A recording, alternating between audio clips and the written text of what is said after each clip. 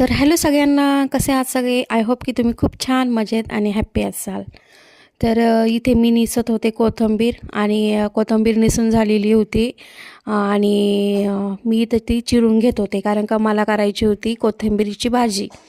तर खूप छान अशी भाजी लागते. आपण जसं मेथीची भाजी करतो तशीच सेम कोथिंबीरची भाजी. तर खूप भारी वाटते खायला पण. आणि इथे आई बोलली की राहू दे मी करते म्हणून. तर इथं लसूण, हिरवी मिरची, जिरे असं हे टाकून घेतलं होतं तेलामध्ये.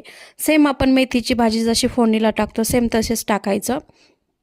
आणि शेंगदाण्याचा थोडासा म्हणजे जे आपण थोडेसे जाडसर ओबडसोबड वाटलेले शेंगदाणे आहे तर तो टाकायचा. तर खूप छान अशी होती भाजी खायला, खूप भारी वाटते. तर चला जेवायला. आजचा बेत आहे आपला, चला दाखवते. तर ही आहे कोथिंबीरची भाजी, ही टमाट्याची चटणी, ही भाकरी. तर इथं भाजी, भाकरी आणि टोमॅटोची चटणी ही अशी रेडी होती आणि मी इथं जेवत होते. खूप छान आणि खूप छान टेस्टी अशी झालेली होती. आणि ऑब्वियसलीच का होणार नाही, कारण का ही आईच्या हातची होती. तर आईच्या हातचा कुठलाही पदार्थ केला की तो छानच होतो. तो खूप छान वाटत होतं.